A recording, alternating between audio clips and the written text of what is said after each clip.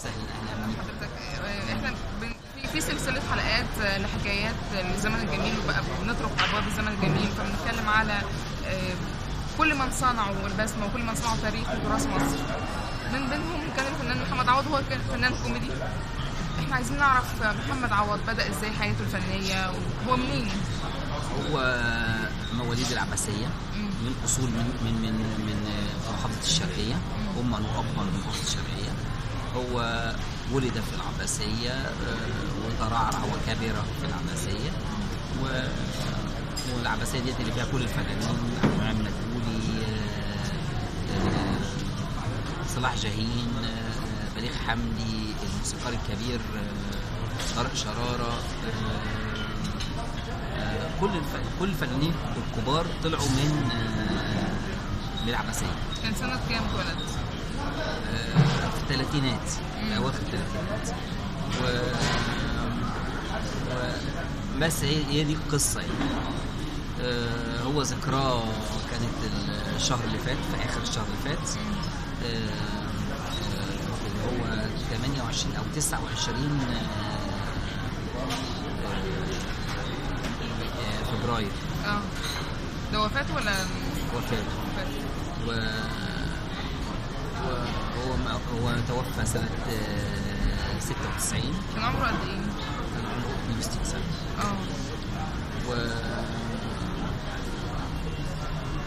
هو طلع في أسرة يعني هو على 3 بنات. بابا توفى وهو عنده 19 سنة، بدأ الكفاح وبدأ العمل وهو عنده 19 سنة. بيقيم بكل واجبات الأب والأم مع إخواته الثلاثة البنات الأصغر منه كتير. هو كان عنده 19 سنة، فاضطر يشتغل، وفي نفس الوقت كان بيدرس في آداب عين شمس قسم فلسفة، وكان المدرس بتاعه هو أنيس منصور أو الصحفي الكبير أنيس منصور. وبعدين كان بيعملوا مساعات في الجامعة. في الجامعة كانوا بيستعينوا ببطلات فرقة الريحاني، كانوا بيجيبوهم، وكان بياخدوا بطلة وبياخدوا ملقن فرقة الريحاني يحفظهم، ويجي المخرج المسرحية سراج منير في الآخر هو المشرف على العرض في الآخر. من هنا تكونت علاقة قوية جدا بينه وبين فرقة الريحاني، وعشان كده أول ما اتخرج اتعين فرقة. طبعا في فترة الجامعة كان هو عامل فرقة آداب عين شمس، وكان معاه الصحفي الكبير أستاذ سعيد عبد الغني اللي هو صحفي في الأهرام. ربنا يديله طول العمر. قدامهم كان في فرقة تانية اللي هي فرقة حقوق، اللي هي كانت بتنافسهم، اللي هم جلال الشرقاوي وكرم مطاوع، كانوا عملوا شكسبيريات وحاجات تراجيدية.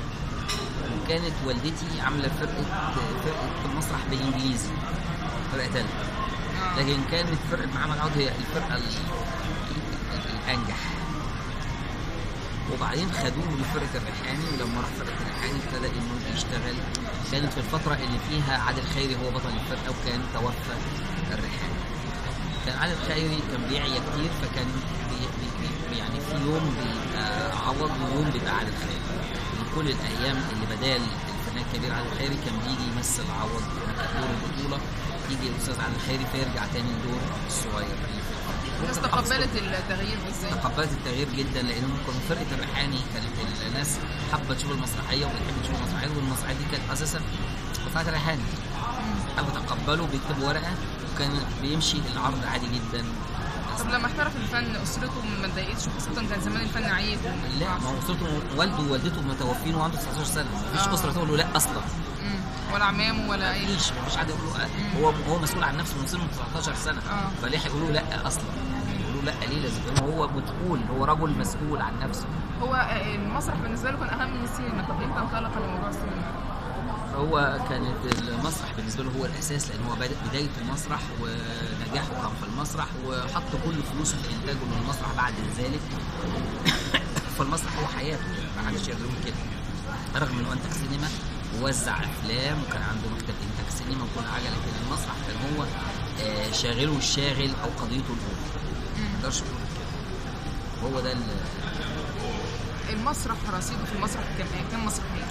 رصيده هو الرصيد الاكبر في تاريخ المسرح العربي كله قاطبه، هو 100 مسرحيه.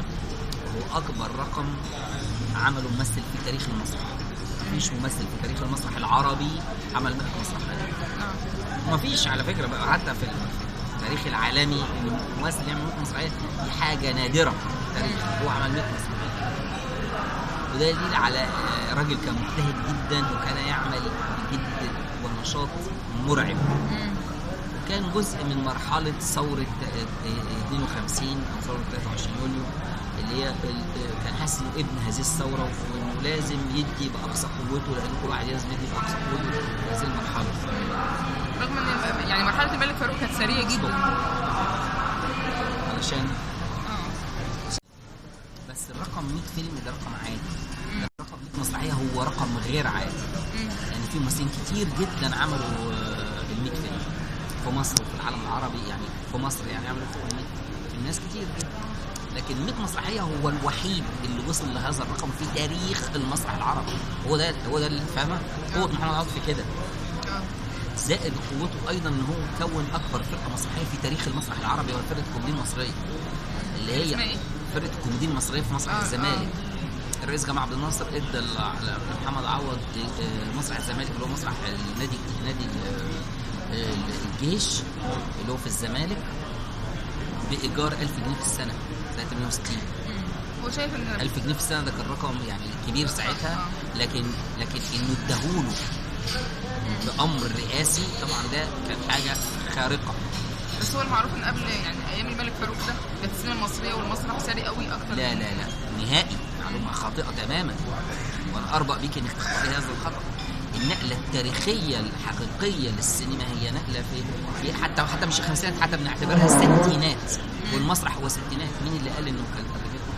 مش حقيقي خالص. انا اربأ بيك انك تغلطي هذه الغلطه. طب الفنانين زمان كانوا غير دلوقتي كان لان ال 154 فيلم او 156 فيلم اللي انتجتهم الدوله في الستينات هم اعظم اعمال تاريخ السينما قاطبه. طب بعد 67 الناس كتير انطلقت راحت لبنان وكان 67 ده حاله خاصه، لكن بكلمك ان الستينات هي افضل مرحله سينمائيه ومسرحيه في تاريخ المرحله كلها، تاريخ السينما كله. رغم ان كان في تضييق على الفنانين، كانوا عشان يطلعوا يسافروا كان لازم ياخدوا تصريح من الاداب. مين اللي قال كده؟ ده بقى القرع بالبتنجان. يعني لا قال كده حد، لا بالعكس، كان الفنان في اعلى معدلاته. كانت ام كلثوم بترفع السماعه تكلم الرئيس في اي لحظه هي عايزاه. كان عبد الحليم حافظ بيرفع السماعه يكلم الرئيس في اي لحظه هو عايزها. امال ايه تصريح الاداب عشان تطلع؟ بقى كل اللي بصي عايز يحط العصايه في العجله ويقول كلام مش مظبوط. دولة السينما هي الدولة التي كانت تعتمد الفن بكل ما اوتي من قوة. وغير كده بقى بيبقى ناس ضد مرحلة، فبيشوهوها بأي طريقة. كانت الفنانة نقول التاريخ يعني. بص الستينات هم اتبنى فيها معهد سينما، معهد فنون مسرحية، معهد الباليه، معهد الكونسرفاتوار، معهد النقد الفني. ده يكفي بالنسبة لك ولا لسه؟ يعني لسه اتبنى فيها التلفزيون، اتعمل فيها فرقة المسرح القومي، اتعمل فيها فرقة رضا، اتعمل فيها الفرقة القومية، بعتوا بعثات تعمل السيرك. كفاية كده ولا اقول لك كمان؟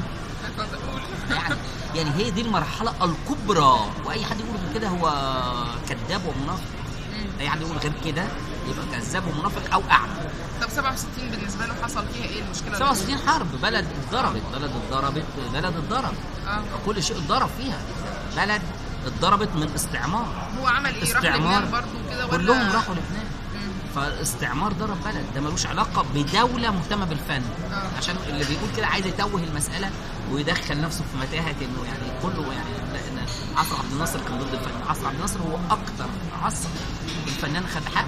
في فتره من الفترات حس بازمه ماليه لان الفنانين كان زمان كانوا عايشين للفن وبس. طبعا على طول كان في ازمات ماديه، خصوصا لما انتج وحط فلوسه في فرقه المسرح، طبعا مأزوم. ولما انتج سينما فكل قرش كسبه محمد عوض، ودي حاجه برضه كويسه جدا، ان كل قرش كسبه محمد عوض ودي حاجه تحسب له اتحطت في الفن، عكس الفنانين البخلاء اللي سايبين مساحه للدخلاء. حلو العنوان ده. عكس الفنانين اللي خدوا الفنانين البخلاء اللي خدوا اللي سايبين مساحه للدخلاء. طب خرج منها الازمات ازاي؟ كان دايما بيخرج الازمات انه بينتج تاني فتنجح المسرحيه فتجيب له فلوس، مش ان هو يمثل، لا انه يمثل ويشتغل تاني وبتاع ويحل المسألة. هو دايما كانت ادوار البطوله بتاعته يعني في البدايات كانت برضه الثاني، الدور الثاني. لا عمرها ما كانت الدور الثاني، هو كان ادوار بطوله جماعيه. يعني اول مسرحيه هي والفدان هانم بطولته. خلينا في السينما يعني. وفي السينما وعمل ما تقولي مثلا اخواته البنات بطولته، ما تقولي حتى الثلاثيات هي بطوله ثلاثيه، بطوله جماعيه ومش الثاني. زمان ما كانش حتى بطوله جماعيه. البطولات كانت جماعيه زمان. اسمها بطوله جماعيه وليس الدور الثاني. بالك على كلمه فرق، اصل الفرق بسيط جدا في المصطلح، بيدي معنى ثاني خالص. واخد بالك ازاي؟ طب حب يعمل ادوار ثانيه مختلفه عن الشخصيه او الكاركتر ده، ولا المخرجين كانوا بيختاروه في كاركتر واحد؟ لا هو عمل كل الادوار. هو عمل نتكلم على السينما ولا نتكلم على المسرح؟ نتكلم عن المسرح. على المسرح هو كان بطلا من اول يوم، عمل من اول يوم حتى في فرقه الريحاني عمل ادوار ريحاني. كان بيعمل ادوار ثانيه في وقت الاستاذ عادل خيري استاذ وكان بيشتغل. ثم في نفس الاسبوع هو بيعمل دور بطوله. ما تقدري تقولي هو بيعمل بطوله ولا دور ثاني، فهو يعني ما تقدرش تحسبيها. ثم بدا بعدها على طول الفدان هانم بطوله مطلقه. بس مع ممثلين اخرين دايما هو كان بيحب يشتغل في البطوله الجماعيه مع نعيمه وصفي وكده. يجي بعد كده بيعمل اصل وصوره بطوله جماعيه، عوض ومدبولي والهنيدي وحسن مصطفى، بطوله جماعيه. اللي جم بعد اسماعيل ياسين بس هو البطل يعني دي فتره ثانيه. دي فتره ثانيه خالص. وبعد الفتره اللي بتتكلمي على فترات الاربعينات والخمسينات، فترات الاربعينات وبدايه الخمسينات. لكن بنتكلم على مرحله نهايه الخمسينات والستينات هي مرحله. ثم بيعمل نمره 2 يكسب بطوله مطلقه، بس برضه معاه بطولات. عمل 4 شخصيات في المسرحيه في نمره 2 يكسب، ومعاه محمد رضا وعبد مدبولي وسيد راضي وخيرية احمد وميمي جمال وغيرت شكل الكوميديا في الفتره دي.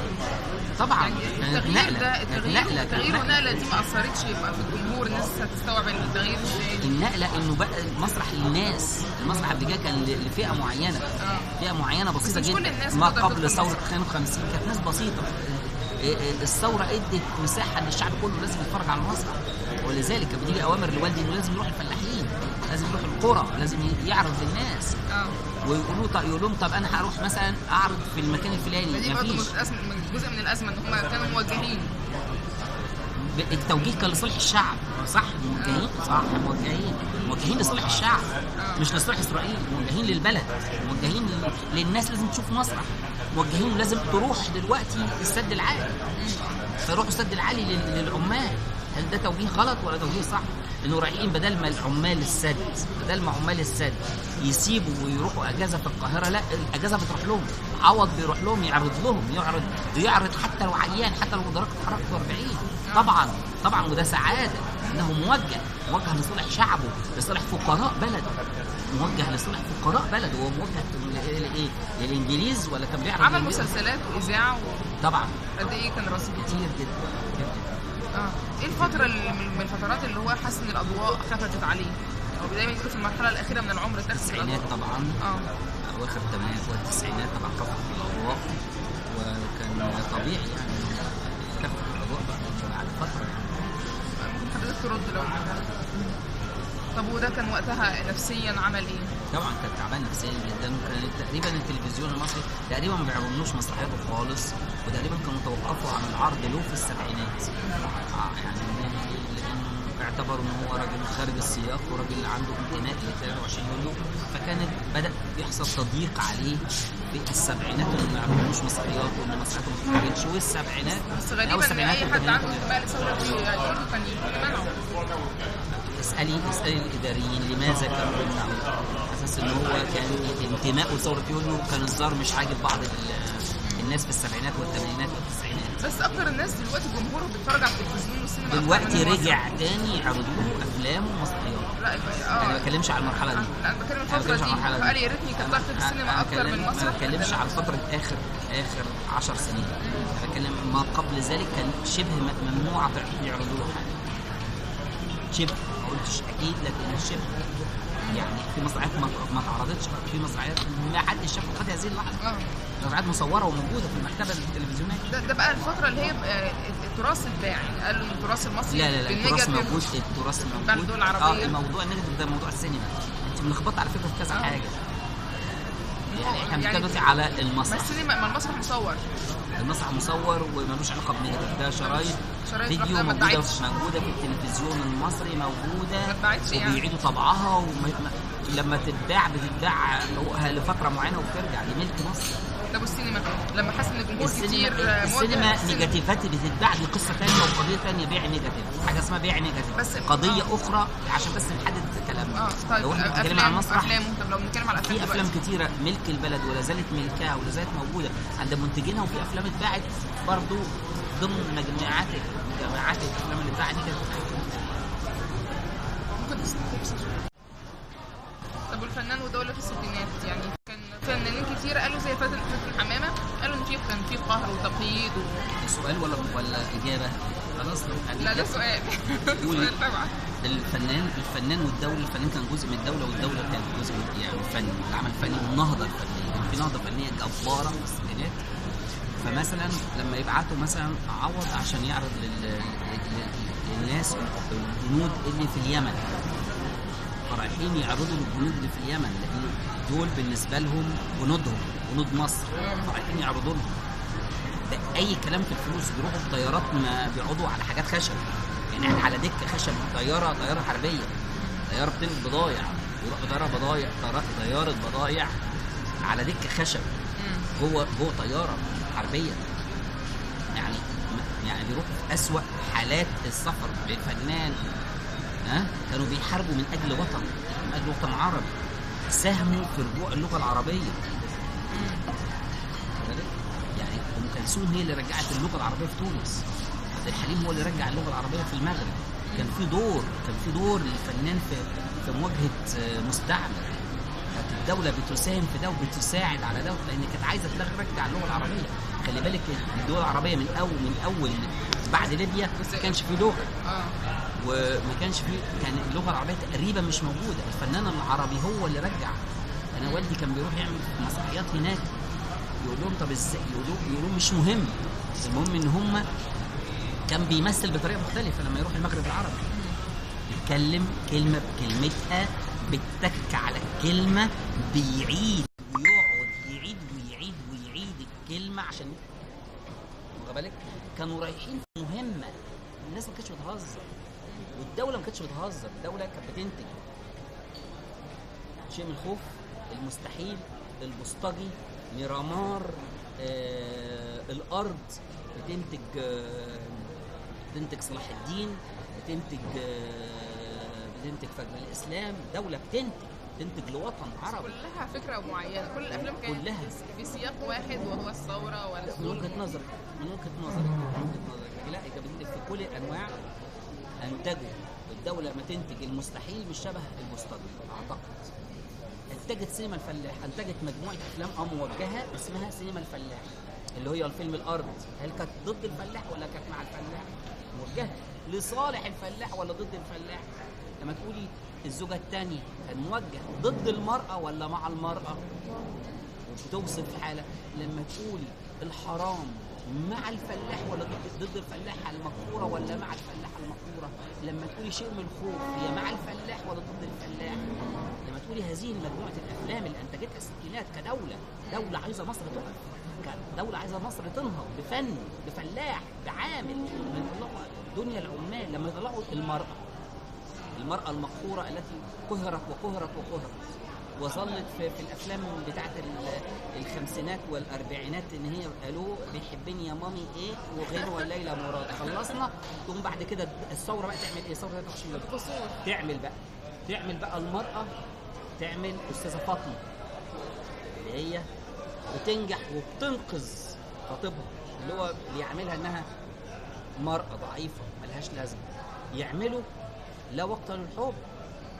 هي اللي بتلقي السلاح، هي اللي بتساعد، هي اللي بتعمل كل التوجيه الفكري ناحية انها بتقوم مستعمر.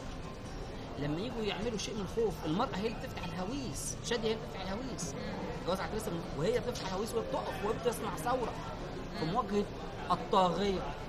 واخد بالك؟ لما تيجي يعني كل دي افلام المراه اللي هي موجهه ان احنا عايزين المراه يا جماعه ما تبقى يعني عايزين نزق المراه لقدام. طب ما طبيعي موجهه، ايوه انا موافق. هل موجهه ضد المراه ولا مع المراه؟ هل موجهه ضد الفلاح ولا مع الفلاح؟ هل موجهه مع العامل ولا ضد العامل؟ هو ده الموضوع. ايوه موجهه في انها تطلع ادب راجل اسمه نجيب محفوظ. ايوه موجهه في انها تطلع ادب اسمه حسين عبد القدوس. ايوه موجهه في انها تطلع يوسف ادريس ويوسف السباعي. موجهه. هل ده التوجيه ده كان توجيه غلط ولا توجيه صح؟ ده سؤال. واخد بالك ازاي؟ يعني هل ده سؤال، هل التوجيه ده ان انت توجهي بنتك ناحيه انها تروح المدرسه، هل كلمه توجيه كلمه غلط ولا كلمه فاهمه؟ احنا عايزين اصل كلمه توجيه دي ممكن تدي مع موضوع رهيب لانها كانت بتتقال يعني ممكن يتقال يبقى ليها سياق معين مش كويس. واحنا دلوقتي في اطار ان احنا بنطلع مصطلحات تدي مفهوم مش كويس، والناس بتستسهل البلع الفكري. عارفه البلع الفكري؟ يبلعوا اي فكره كده، لانه احنا دلوقتي بنمر بحاجه اسمها الثقافه السمعيه. واخد بالك؟ فاحنا دلوقتي بنردد اشياء سمعناها على الكافيه، لكن قرينا بجد درسنا بجد لا. الافلام السنات هي اللي عملت النهضه الكبيره جدا. ما تقولي انا بعمل نصر صلاح الدين، ده توجيه غلط؟ انت تعملي نصر صلاح الدين؟ اما تعملي فجر اسلام، هل ده توجيه غلط؟ انا بعمل فجر اسلام. هل ما تعملش شيماء ده توجيه غلط؟ انا بسال، انا مش عارف. وهل ده مع التوجيه بتاع افلام الفلاح؟ وهل ده التوجيه مع افلام المراه؟ لا، ده توجيه وده توجيه وده مجموعه توجيهات. واخد بالك؟ صنعت هذا الزخم اللي صنع هذا العالم العربي. العالم العربي لغته الفنيه بصوت ام كلثوم عبد الناصر رسم حدود العالم العربي. انا حضرت في المغرب في مدينه اسمها اسفي مظاهره 3000 واحد وهم شايلين حسن حسني وبيكتبوا اسمه، بيقولوا مصر والفنان المصري. وايه اللي عمل ده؟ ما كانتش المرحله التي زقت اللغه العربيه لغايه ما وصلت للاطلنطي. اللغه العربيه كانت واقفه عند ليبيا. حتى ليبيا كانت اللغه المطلوبه انها اساسي اللغه الايطالي. القواعد الامريكيه كانت على حدودنا. فتره السبعينات بقى، فتره السبعينات اكتفوا بحاجه اسمها عيد الفن. عيد الايه؟ عيد الفن. اتمنع فيه حاجه اسمها دعم السينما. لم يحدث اي شيء لتطوير معهد سينما او اي معاهد، بل بالعكس تقريبا كانت في حاله سيئه جدا. دوله شالت ايدها، ثم شالت ايدها من الانتاج السينمائي. قلت لك احنا مالناش دعوه بالانتاج، وبدات وقفت. وكان نهايه تقريبا من اول 70 71 72 اللي هو مع فيلم اسمه المومي. فيلم المومي هو اخر فيلم انتجته الدوله. وقفت الدوله بعد كده عند انتاج سينمائي، وشالت اسم هيئه السينما وحطت حاجه اسمها مؤسسه السينما للربح او الخساره. تكسب يلا، ما تكسبش احنا مالناش دعوه. ورمونا تحت جزم المنتجين القطاع الخاص يلا اتصرفوا. واكتفت الدوله في هذه المرحله انها تعمل حاجه اسمها عيد الفن. يعني انت هتعمل وتبقى شاطر هنديك جايزه، مش هتبقى شاطر مالناش دعوه بيك. خد بالك؟ لكن الدوله مالهاش علاقه، وقالت لك احنا مالناش دعوه، شلنا ايدنا. ومن ساعتها والفن ابتدى في حاله تراجع مستمر الى اللي احنا فيه. هو كانت وجهه نظره ايه او حالته النفسيه؟ الدوله دي كانت والدي كان طبعا مستغرب ان الدوله هتزحف شيء كده من الفن. ازاي الدنيا طب عمل ايه هو يعني عشان انتج؟ انتج لنفسه، انتج لزملائه، جميع زملائه، كل زملائكم بينتج لهم. طب بيقطع من لقمة عيشه عشان ينتج لنفسه وزملائه. اقرب اصدقائه ليه في الوسط؟ اقرب اصدقائه ليه استاذ مدبولي، استاذ حميدي، استاذ مهندس، طبعا على فوق راسهم جميعا استاذنا الكبير جدا جدا جدا رشدي أباظة اللي كان صديقه الصدوق، صديقه الحميم حسن يوسف، صديقه الحميم يوسف فخر الدين، صديقه الحميم المخرج استاذ نجيب مصطفى، صديقه الحميم الاستاذ صلاح ابو سيف، صديقه الحميم الاستاذ بركات، صديقه الحميم الاستاذ سعيد مرزوق، صديقه الحميم الاستاذ علي بدرخان، صديقه الحميم استاذ نجيب محفوظ، صديقه الحميم الاستاذ يوسف ادريس، صديقه الحميم الكاتب الكبير، كل الكتاب الكبار كانوا اصدقاء. وكان بيتنا زي برلمان فني في من كل اطياف الفن بيجوا بيتنا اللي في ميدان التحرير علشان يتكلموا في السياسه وفي الفن ومناقشات ومداولات وخناقات فنيه وخناقات سياسيه. طب اعتزل الفن امتى؟ ما اعتزلش ولا يوم، ما اعتزلش ولا يوم. فتراته الاخيره ارهق وتعب جسديا، لكن عمره ما اعتزل. هو مات وهو بيمثل، بيعمل صباح كده مصر ومساء الخير مصر، اخر مسرحيتين له، ومات وهو عنده عرض بكره، يعني كان عنده مسرحيه بكره ومات توفى. كانت اخر حاجه قالها ايه؟ اخر حاجه قالها قال انا فين؟ قلنا له انت في غرفه العنايه المركزه. قال غرفه العنايه المركزه ما اسمهاش غرفه العنايه المركزه، اسمها انعاش. انعاش، يلا كل واحد فيكم يروح يشوف شغل. دي كانت اخر جمله قالها. دي اخر جمله قالها اللي هو انعاش. عارفين يعني ايه انعاش؟ انعاش، ان هذا الرجل عاش، كانت وجهه يعني خلاص يعني هيموت، يعني ان الفن خلاص في التسعينات اتدمر. لا ملهاش دعوه بالفن، هو دي اخر جمله قالها. لا بقول هو كان وجهه نظره ان التسعينات خلاص الفن خلاص اتدمر، ملهاش علاقه بالفن، وكان بيتكلم عن نفسه عن جسده ان هو بيموت دلوقتي.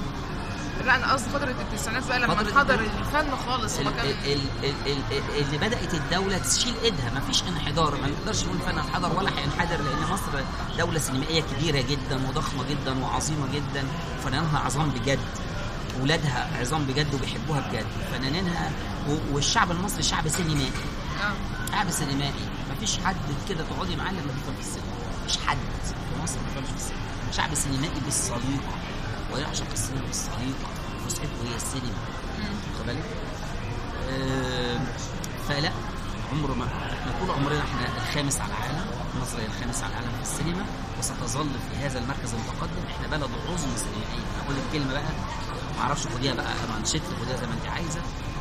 احنا دوله عظمى سينمائيه، احنا دوله تنافس في العالم، احنا دوله بناخد جوائز في كل انحاء العالم وفي كل اوقات، حتى الانحطاط اللي هو في عز الثمانينات.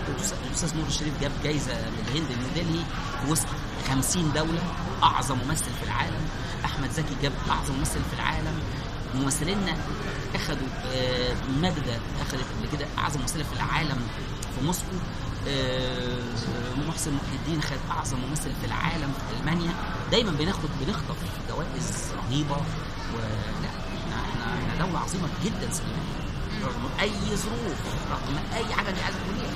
دوله عظيمه بجد، دوله عظيمه بجد، دوله مش لنفسها بتعمل سينما. احنا بنعمل ل 500 لنص مليار بني ادم يتحدثون العربيه، مش بنصنع.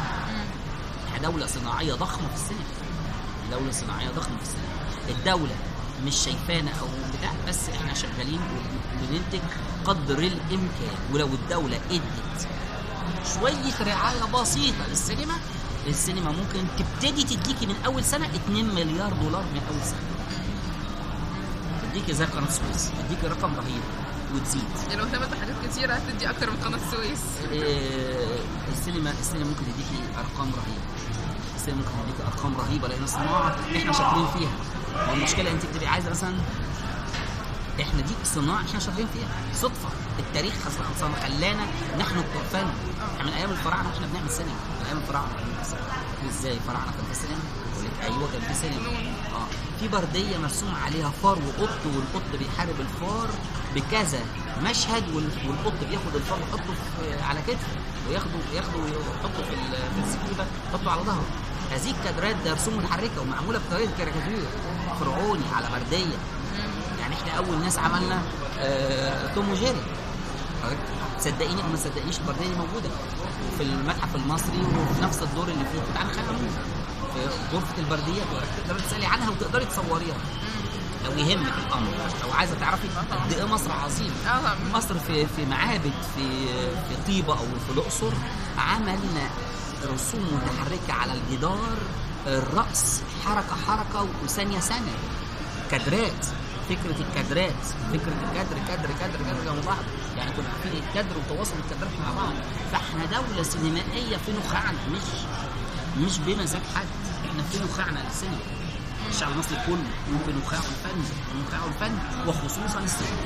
ايه الدور اللي كان نفسه يعمله؟ كان نفسه يعمل مسيلمة الكذاب، كان نفسه يعمل شاعر اسمه الشاعر الصعلوك الديب. كان عايز يعمل عن شاعر سكندري اسمه الديب، عبد الحميد الديب، وده شاعر الصعلوك. وكان عايز يعمل مسيلمة الكذاب، كان عايز يعمل شخصيات كتير جدا كان نفسه يعمله. طب ايه السبب؟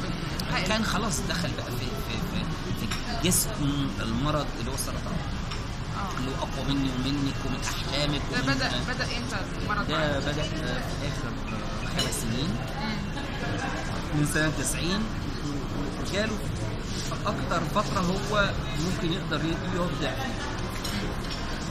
بس ما هزموش بدليل انه نزل ومثل لكن مش بالقدره الكامله.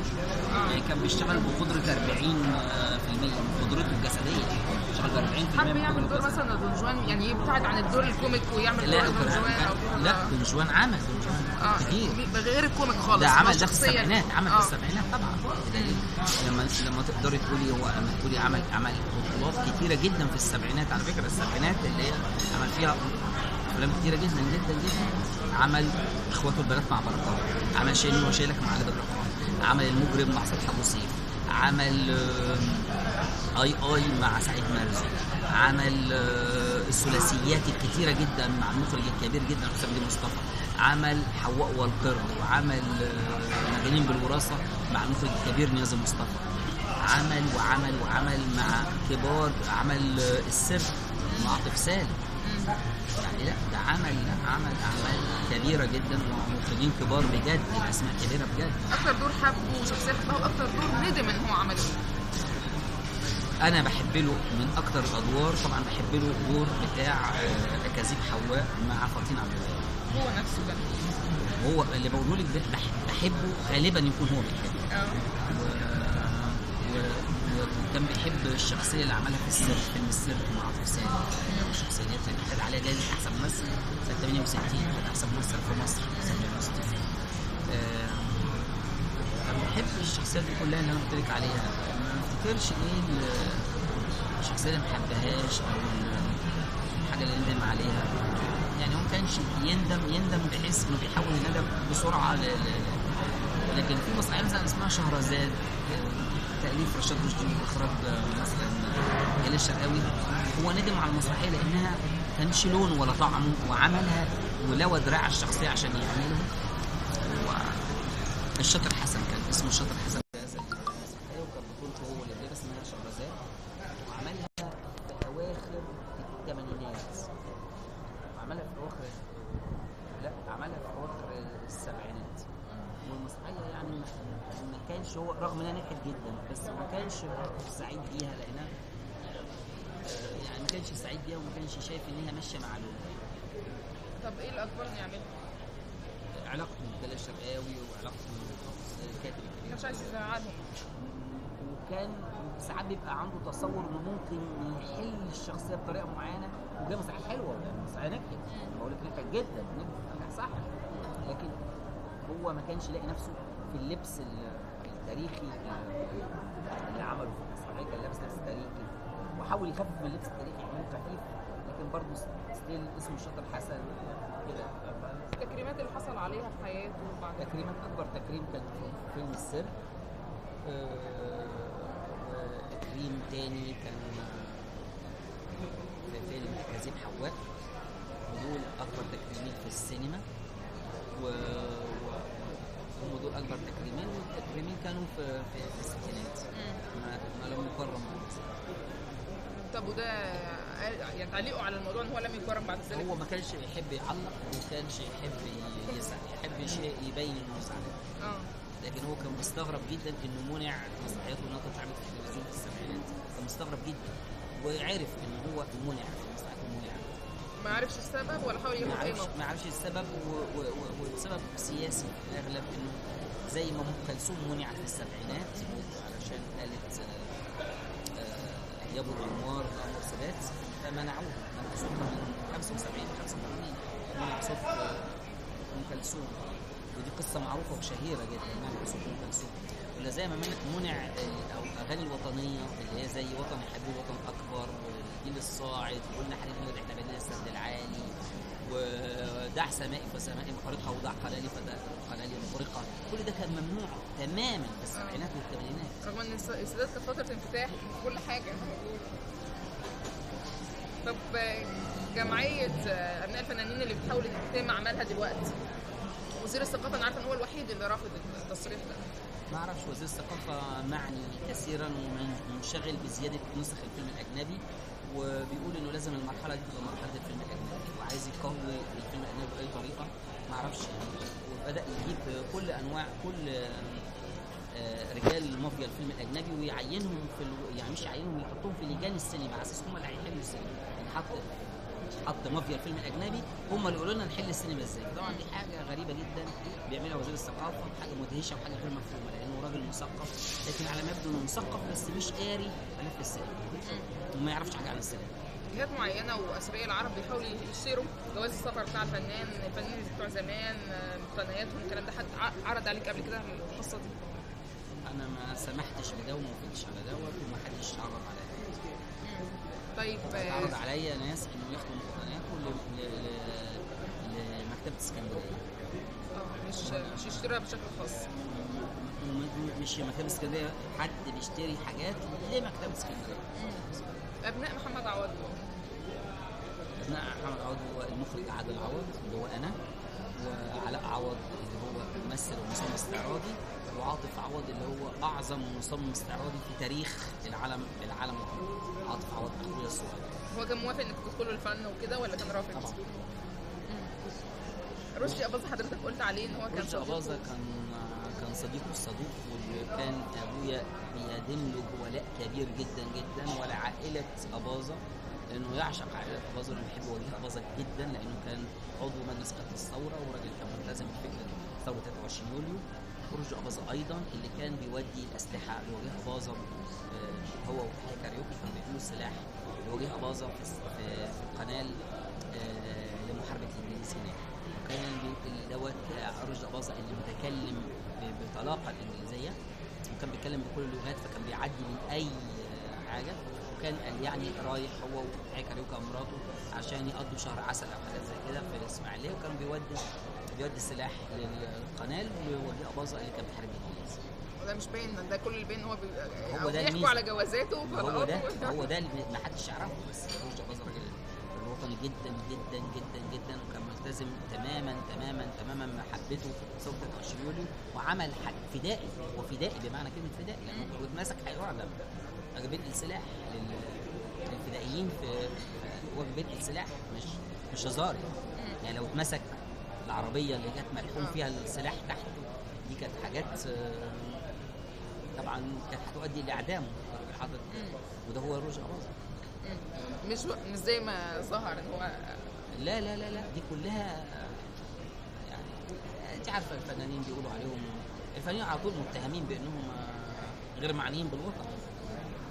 لا بالعكس، هو زمان فتره الخمسينات والستينات يعني لا، رشدي أباظة كان معني بالوطن جدا، وده باين مثلا في لا وقت للحب، يعني باين قوي، وباين قوي انه لما يوافق يعمل دور صغير وهو رشدي أباظة في فيلم وإسلامات، دور صغير جدا جنب الفنان العظيم وبرنس السينما المصريه احمد مظهر، صدوق لوالدي وحبيب والدي العظيم، اللي كان برضه ملتزم جدا ب 23 يوليو. وخلي بالك احمد مظهر كان نفس دفعه عبد الناصر، كان ظابط ظابط، وكان ملتزم بمحبه عبد الناصر، التزام كبير جدا جدا جدا. وكان يعني كل جلسات رشا باظ كل جلسات احمد ناظر بيحكي ويتحكى على عظمه عبد الناصر. هو والد حضرتك حابب يعني اتمنى انه يشتغل شغل تاني غير التمثيل في فتره من الفترات؟ والدي في اخر حياته كان عنده ميل للزراعه، وفي حته فلاح داخليه جواه، وكان عايز يزرع، وكان شايف انه عايز يدي كل جهده وكل وقته وكل مجهوده للزراعه في اخر ايام. شاف احفاده؟ شاف جميله، الحفيده الكبرى جميله، وجميله مثلت مع المسرح في مسرحيه اسمها الارنب المغمور، وبتطلع تالف لنفسها دور وتالف وتطلع وتحيي. كان مبسوط طبعا. كان مبسوط بيها جدا ويعشقها يعني، حب جميله كان يفوق الوصف. طب سعاد حسني بقى سعاد حسني قصة طويلة جدا. سعاد حسني أنا اتصورت معاها، كنت بمثل دور صغير كده في فيلم حلوة وشقية أو حاجة زي كده، ومع مخرج اسمه عطية عويس على ما أذكر، وصورت معاها واتصورت بالبابيونة وهي كانت لابسة عروسة وأنا كنت بيبي يعني، فبقيت إيه ده يا عم أنت بتصور كده معرفش، فارتبطت ذهنيا عندي سعاد حسني ان دي حاجه، ان انا اكون صورت مع سعاد حسني حاجه كبيره، بقيت ارتبط بيها نفسيا جدا، فبدأت اسال عليها، فابتدى والدي ياخدني معاه كل الافلام اللي هي كانت فتره، او والدي عمل حوالي مع سعاد حسني من 10 الى 12 فيلم. خلي بالك ده رقم كبير وفي مرحله معينه. ما اخرجتلهاش؟ ما عملتش اخراج ليها؟ لا، بس هي اللي خلتني مخرج، وده موضوع تاني حابب احكي لك عليه. الناس هي اللي شجعتني وقالت لي اول فيلم اخراج لك هكون انا معاك، وطبعا ما حصلش، لكن مجرد ان قالت كده ده خلاني استعجل في الخطوه. سعاد حسني كنت بروح لها كل الافلام اللي عملها مع والدي، كنت بحضر واقعد في اوضتي وهي تبنتني، وكانت هي ماما اللي بتجيب لي الشوكولاته. وبعد كده كانت بتاخدني عندها كل صيف اروح اقعد عندها 20 يوم او شهر، وبدها بكلمه ماما يعني. كنا بنروح سوا نروح نشتري مجلات البورده من عند سوق الازبكيه، وهي اللي علمتني سوق الازبكيه. كنا بنروح نشتري المجلات من هناك، كنا بنروح ننفض هذه المجلات ونقعد بقى نقرا مع بعض السيناريو ونطلع ونقص هتعمل ايه، ونحط في كل صفحه من صفحات السيناريو عدد من الحلول اللي هتعمل بيها اللبس بتاعها. هو كانوا بيقولوا ان حياتها جوه البيت بسيطه، ممكن يبقى الكرسي مكسور، كرسي الكنبه كانت مكسوره ومسنوده بكنبه بعلقه نيدو. ما كانش عندها اهتمام قوي جوه. ما كانش عندها اهتمام، وكانت راكبه عربيه 220 كريم، وكانت بسيطه جدا جدا جدا، لذلك كنا بنمشي في الشارع الناس ما كانوش يعرفوا سعاد حسني. مش عارفين ست بسيطه جدا جدا جدا، وكل شغلها من اجل الدور اللي هتمثله. كل التفكير ده حاجتها مع عبد الحليم، كل الهدوم اللي بنفصلها ديت ايه، خلي بالك ده الديزاين بتاعها. وبنروح نفصله عند خياطه صاحبتها في باب اللوق، نروح نشتري حمام ونطلع نقعد عند الخياطه طول اليوم. الحمام يطلع لنا ونتغدى هناك ونقعد هناك ونتعشى هناك، كل حاجه مع سعاد حسني. كانت لا تملك فلوس، ما كانش يفرق معاها الفلوس او يفرق معاها العربيه، او كانت حزينه في حياتها. لا، كانت عايشه من اجل العمل الفني. هي حزنت لما جسمها بدا ينهار جسديا بدا جسمها ينهار، وبدات تبقى مش بقوه سعاد حسني. فلما بدا ده جسدها ينهار، دي اكتر حاجه فرقتها، لان هي سعاد حسني شعله النشاط، شعله الحنويه، شعله كانت انها تبقى عندها اولاد. في كذا حاجه هي كسرت سعاد حسني. اول حاجه فيلم اسمه اميره حبي انا، اللي جه بعد زوزو ده كان اكبر ايراد حصل ساعتها، وكان الايراد المنافس لابي فوق الشرق، وكان اكبر ايراد قبليه. ويعني فطبعا كانت حزينه جدا من عدم نجاح. هو طبعا نجح، بس نجاح محدود بالنسبه لزوزو اللي هو قعد سنه و3 اشهر ما اتشالش الا في 6 اكتوبر بعد دخول مصر الحرب. لكن زوزو ده كان نجاح ساحق ماحق لا يوصف. فلما جت عملت اميره حبي انا، ده اول حاجه كسرتها. 2 الدرجه الثالثه، فيلم الدرجه الثالثه كسرها جدا جدا جدا، لان كانت فتره تتصور ازاي مع احمد زكي وفي عز نجوميته وفي عز نجوميتها، وبعدين تعمل فيلم اسمه الدرجه الثالثه وفشل الفشل الذريع. ثالث حاجه كان الفيلم اللي كان تعبها جدا فيلم الجوع، كانت بتشتغل وكانت دايما ناجحه مع الاستاذ علي الطحان. على فكره مثلت دور صغير قوي في فيلم الجوع. وده الفيلم اللي اثناء التصوير قالت لي انا هشتغل معاك الفيلم الجاي، انا هخليك الفيلم الجاي. وده اللي خلاني انا عايز اخرج بسرعه جدا.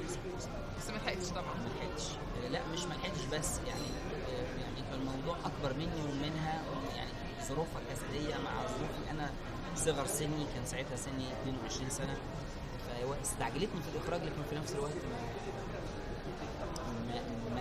ما قدرناش. لكن انا حضرت لها فيلم اسمه القصه الاستاذ يوسف ادريس، اسمها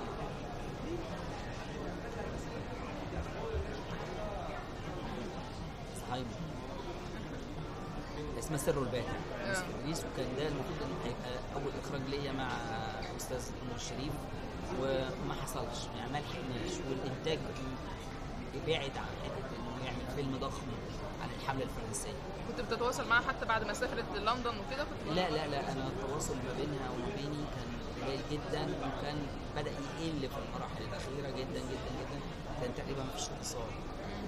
كنت بعرف اخبارها من حولها بالصدفه، اعرف ان هي سافرت مصر. هي اللي قطعت ولا هي قطعت اتصالها بالناس؟ احنا الاثنين. انا كنت يعني مش عايز ارهقها باتصالات، لكن كنت بتصل بيها في الاوائل، وبعد كده كنت عايز ارهقها باتصالاتي، فبطلت انا ان انا اتصل. هي كانت زيجاتها واللغط اللي حوالين، وزائد الزيجات، زائد كان في زيجات مشكلتها مع عبد الحليم واتقالت لا انسي الموضوع ده ولا مصدقه اصلا. وزكي فاطمه عبد الوهاب. زكي قصه حقيقيه، والصدفه انه زكي اخذ رايي، هو لا يعرف مدى علاقتي بصاحب حسني، اخذ رايي. ودي المره اللي انا رحت مع زكي بيته وشلت فيها الفنانه العظيمه ليلى مراد، طبعا شفتها من بعيد يعني. هي رفضت الزيكه دي وهي كانت سبب الطلاق ليلى مراد. انا رحت عند زكي في بيته، وزكي قفل علينا الاوضه وقعد يحكي لي القصه، وانا ما رضيتش اقول له مدى علاقتي بصاحب حسني ساعتها، وسمعت القصه وقلت له ماله لو هي عايزه كده، لكن هو حكى لي القصه. طبعا دي صدفه غريبه انه يحكي لي انا. وانا استغربت لان كنت هو زكي اكبر مني ب5 سنين، لكن كنت مستغرب انه انا بالنسبه لها ابنها، وزكي اللي اكبر مني ب5 سنين ممكن يتجوزها، طبعا كان بالنسبه لي حاجه غريبه شويه، لكن ما اقدرش اتدخل في حاجه شخصيه، وتقريبا يعني ما اديتش رايي. نيلي وشريهان. نيلي قصة عظيمة جدا في حياتي، وشريهان قصة عظيمة جدا في حياتي. لو كنت عايز أعمل لهم فيلم اسمه كريستالي يجمعهم الاثنين، لكن القدر لما يجعلني إن أنا أعمل فيلم لهم الاثنين، عملت فيلم شريهان بس اللي هو فيلم كريستالي. كان نفسي فيلم كريستالي يجمع بين نيلي وشريهان. نفسي جدا. أكبر فنانين استعراضيين يعني الوحيدين اللي نجحوا تقريبا في فترة. نفسي أعمل فيلم كريستالي، هو كان بيجمع ما بينهم. اللي منع انه واحد، انه نيلي ما كانتش متخيله انه انا ممكن اعمل فيلم يدي دورين بنفس القوه، خافوا من التجربه. خافوا من التجربه. اثنين انه لم يساعدني المنتج على ذلك، او لم يسعفني، ومحدش ساعدني في الموضوع ده. ونيلي كانت خايفه، يعني محدش ساعدني، وفي نفس الوقت نيلي كانت خايفه. ايه سبب نجاحهم وبعد كده مفيش اي حاجه استعراضيه نجحت بعد كده؟ هو ده كان اخر فيلم استعراضي حصل في تاريخ السينما المصريه، اللي هو فيلم كريستالي.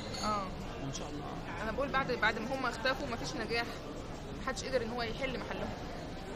ممكن في ناس كويسه جدا ممكن يحلوا محلهم، بس لو احنا في ظروف قاسيه جدا، دوله مش عايز تحط السينما في، بقول لك وزير الثقافه كل اللي همه زياده عدد نسخ الفيلم الاجنبي، وعمل لجنه السينما دخل فيها الناس اللي هم اساسا هم مافيا الفيلم الاجنبي، حطوهم في لجنه السينما عشان يدمروا السينما اكتر. انت بتطالب بايه دلوقتي يعني؟ بطالب بحاجات كتيره قوي، زياده دور العرض الى 1000 دور عرض، بس بطالب بزياده الانتاج الى 125 فيلم، بطالب ان الدوله تبقى ورا السينما عشان لو حصلت الحاجتين دولت، وطالب زياده عدد نسخ الفيلم العربي، ان الثلاث حاجات دول لو تموا الفيلم هيجيب 2 مليار دولار للبلد اللي محتاجه دولار.